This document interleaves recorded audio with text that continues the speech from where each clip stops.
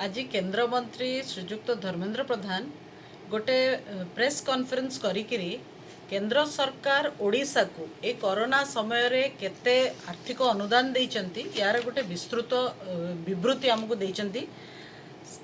Corona समय रे ओडिशा को 22,267.66 कोटी टंकार आर्थिक अनुदान विभिन्न बाटरे केंद्र सरकार ओडिशा को देइचंती।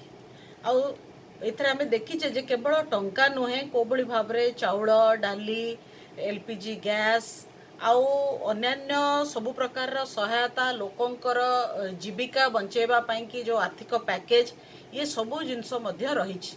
नरेंद्र मोदींकर सरकार सबु बेले साधारण लोक उद्देश्य रे अनेक जनकल्याणकारी काम अनेक समय करिसेंती। आउ कोरोना समय रे हमें देखिचे कोभली भाबरे मूलरू आरंभरू केमती लोक हैरान हरकत न हेबे लॉकडाउन और शटडाउन पीरियड रे यार मध्य विस्तृत भाबरे योजना करिकि लोकंक पाखरे सब सुविधा पहुंचेबा को प्रचेष्टा करचंती। अपर पक्ष रे हमें देखुचे जे 22,267.66 कोटी टंकार आर्थिक पैकेज केंद्र सरकार देइथिबा समय रे आउ राज्य सरकार ये कथा मध्य कहउचंती जे कोरोना नियंत्रण रे कोरोना परिचालन रे सी अनेक भल काम करिचंती आउ सर्वश्रेष्ठ रे अछंती, किंतु वास्तविक चित्र किछि अलगा कहउछि। ओडिशा रे कोरोना परिचालन रे जो विफलता रहिछि जो भली भाबरे अनियमितता रहिछि सेटा हम समस्त आगे अछि। बेड टू आरंभ करके वेंटिलेटर ऑक्सीजन डाक्तरखानार सुविधा एमती अनेक सुविधा लोकों पाखरे पहुँची पारि नाही। लोकंकर संक्रमितों संख्या मृतकों संख्या याकू नेकी मध्य विवाद सृष्टि होइछि। पीपी किट मास्क याकू नेकी मध्य स्कैम होइछि, पैसा आर्थिक हेरफेर होइछि जो कथा जाइकरी लोकायुक्त पाखरे पहुँचलानी। आउ अनेक प्रकार राज्य सरकार अनियमितता आमे देखिछु। केंद्र सरकार केवल आर्थिक पैकेज नुह अन्य सबु समय रे केमिति प्राइवेट डाक्तरखाना मानक संगे मिसी पब्लिक सेक्टर अंडरटेकिंग मानकर सहायता रे आउरी भल कोविड परिचालना हेई परिबो बराबर राज्य सरकार सहित मिसिकिरी मीटिंग करी तांको एडवाइजरी जारी करी तांको निर्देशावली जारी करी केमती भल हेई परिबो याकू मध्य सबु बेले लोकों आगे रखिचंती। सबुठु बड़ कथा हला ये जो आर्थिक पैकेज विशाल आर्थिक पैकेज याकू मध्य को ढांचारे लोकों पाखक दिया हेची को बाटरे दिया हेची ताकू भी बराबर केंद्र सरकार कही आछंती। आज मध्य धर्मेंद्र प्रधान जी से कथा को स्पष्ट करचंती को हेड रे केते पैसा आछि।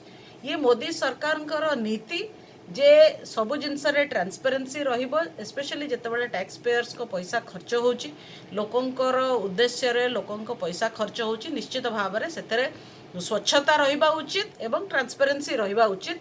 से कथा रे पादे आगु को जाइकरी ये गोटे डिटेल्ड कोथरे केते टंका खर्च हेची गोटे दिया हेची। मु खाली स्वल्प रे आपन आगे कहबा को चाहूची एई कोरोना समय रे चाउल जो लोकों पाखरे आपणकर मने थिबो जो गरीब कल्याण योजना रे चाउल डाली ये सब दिया हितला से चाउल पाई कि 2255 कोटी टंका केंद्र सरकार खर्च करचंती केवल ओडिशा पाई मो हिसाब दोची। डाली पाई 529.56 कोटी टंका, एलपीजी गैस रिफिल हेची 440 कोटी टंका, महिला जनधन अकाउंट को आसीची 1258 कोटी टंका, से भली भाबरे विधवा दिव्यांग एवं वार्धक्य भत्तारे 203 कोटी टंका, पीएम किसान खातारे आसीची 400.63 कोटी टंका, से भली भाबरे मनरेगा काम पाई कि 185 कोटी टंका, निर्माण श्रमिक मानक पाई 312.49 कोटी टंका, पुणी जीएसटी कंपनसेशन से आहुरी अच्छी। एसडीआरएफ जोटा स्टेट डिजास्टर रिलीफ फंड से आसी 2139 कोटी टंका, एनडीआरएफ जोटा नेशनल डिजास्टर रिलीफ फंड से भी पैसा आसी राज्य सरकार को कोरोना नियंत्रण पाई सी हूँ 179.64 कोटी टंका। साइक्लोन आम्फान पाई 500 कोटी टंका। पुणी जल जीवन मिशन रे 812 कोटी टंका। स्ट्रीट वेंडर जो माने ठेला बेपारी तांकर आर्थिक सहायता तांकर जीविका बंचेवा पाई 8.2 कोटी टंका। हेल्थ मिनिस्ट्री सीधा सड़क कोविड मैनेजमेंट असिस्टेंस या सबू बाद आहरी देइचंती 102 कोटी टंका। एग्रीकल्चर इंफ्रास्ट्रक्चर फंड जो नाबार्ड द्वारा सीए आसीची 28.13 कोटी टंका। पल्स प्रोक्योरमेंट पाई कि 49.43 कोटी टंका एवं ऑयल सीड प्रोक्योरमेंट पाई 10.92 कोटी टंका। डिस्कम मान को रिलीफ एथरक एनर्जी सेक्टर रे विद्युत क्षेत्र रे डिस्कम मान को रिलीफ दिया जाइछि कारण जो बड़ी भाव रे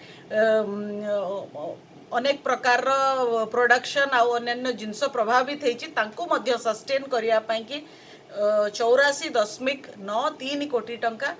एमिति सबू मिसेले 22,267.66 कोटी टंका। ये है मोदी सरकार का हिसाब।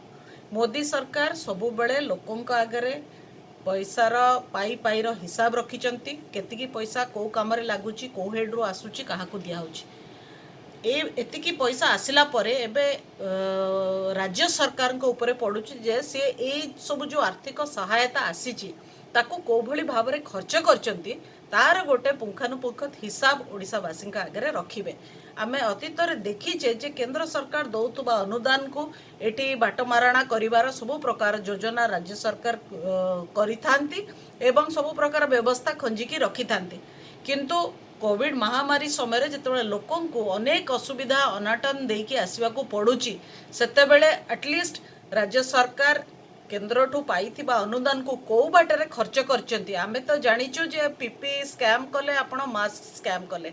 आमे तो जानिचु एतिकी बेड कहीकि कम बेड जोगेले जड़े कहउचंती बेड अच्छी लोक गला को बेड मिलूनी से भली अवस्था वेंटिलेटर रहिला ऑक्सीजन रहिला डाक्तर मिलिलेनी डिस्ट्रिक्ट हेडक्वार्टर हॉस्पिटल को अपन डेवलप करेबे कहले किंतु लोक सब भुवनेश्वर राजधानी रे भिड़ जमेले एमती अनेक अनियमितता है। अनियमितता पार्ट को जीवाकू चाहूना राज्य सरकार विफलता मु बखाणीबा चाहूना किंतु राज्य सरकार नैतिक दायित्व एटा केंद्र रू पाई एतिकी कोटी टंकार संपूर्ण हिसाब केमिति खर्च करचंती लोकों निमंते जोटा लोकों असुविधा समय रे कोरोना समय रे जीवन जीविका बंचेवा पई जो पैसा मोदी सरकार देले ताकू केमिति खर्च करिसंती नवीन सरकार कहतु। धन्यवाद।